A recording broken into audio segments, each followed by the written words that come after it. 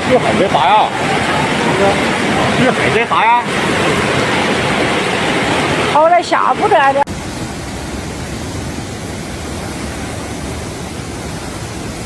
In Guangdong province, China, one of the nation's bustling industrial hubs, intense and unending downpours have transformed the area into a chaotic scene of flooding and devastation.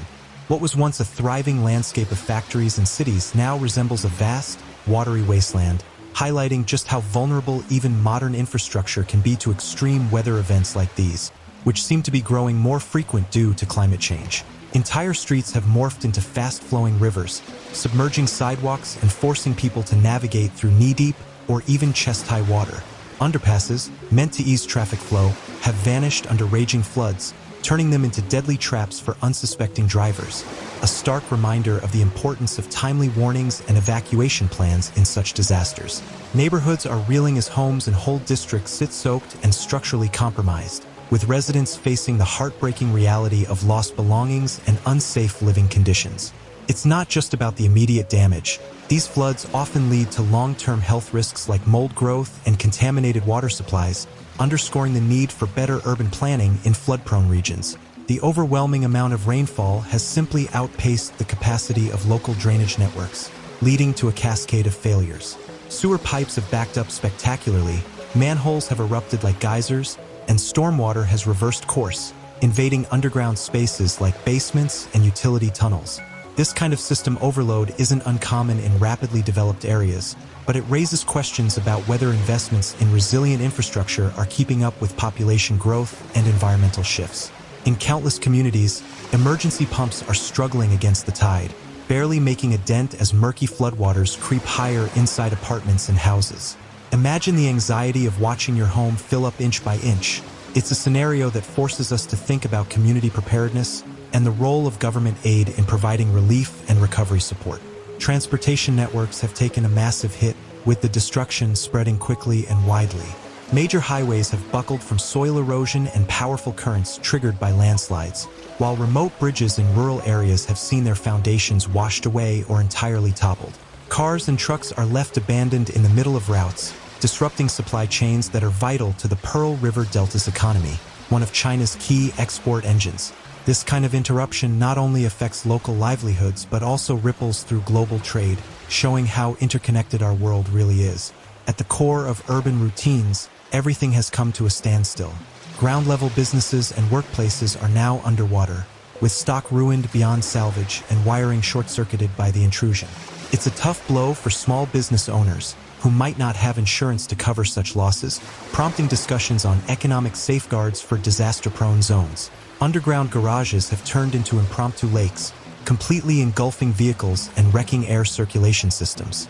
In high-rise apartment complexes scattered across the region, people are cut off from basic necessities as the floods knock out electricity and disrupt phone and internet services. Situations like this expose the fragility of our reliance on technology and power grids, urging innovations in backup systems and sustainable building designs to better withstand future calamities. Introducing the impact of heavy rainfall on hillside regions. Torrential rains triggered widespread landslides across mountainous areas. Entire hillsides gave way, burying narrow roads under layers of mud and debris. Retaining structures crumbled in multiple locations, leaving homes precariously perched on unstable slopes. Detailing the challenges of clearing landslide debris. Efforts to clear the blocked paths have demanded heavy equipment, with crews working tirelessly. However, each cleared section uncovers more loose earth, hinting at the ongoing risk of further slides. Highlighting the devastation to agricultural areas. Farming communities faced catastrophic losses. Acres of crops, rice, vegetables, and orchards were either submerged or washed away by raging waters. Fish farms and hatcheries suffered as well, with barriers destroyed and livestock swept downstream. For families dependent on these resources, the destruction has left their livelihoods in jeopardy. Local industries took a significant hit. Factories halted production as floodwaters inundated facilities, ruining equipment and inventory. Warehouses were left with drenched materials and spoiled goods. Businesses relying on timely deliveries faced disruptions, compounding the economic toll. Public utilities buckled under the pressure. Flooded power stations caused widespread outages, while communication towers failed, cutting off phone and internet access. Emergency crews worked to restore essential services, but each fix revealed additional vulnerabilities in the system. The aftermath brought new dangers, with floodwaters carrying sewage and debris into residential areas, threatening water supplies. Authorities launched extensive sanitation efforts, while environmental experts raised alarms about long-term damage to ecosystems, including wetlands and rivers clogged with sediment. Recovery efforts are underway but will be extensive. Engineers are assessing damaged roads and bridges to determine what can be repaired. Agricultural teams are surveying fields to plan for future planting. Industrial areas are tallying losses, and insurance adjusters are navigating flooded warehouses to evaluate claims. The region faces not just physical damage, but the fragility of interconnected systems pushed to their breaking point.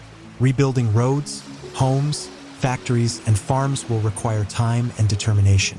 The province is grappling with one of its toughest recovery efforts, demanding strength and coordination at every level.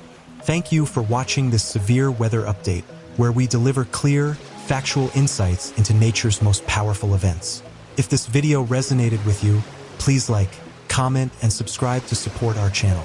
Click the notification bell to stay updated with our calm, straightforward reports. Stay safe, stay informed, and we'll see you in the next video.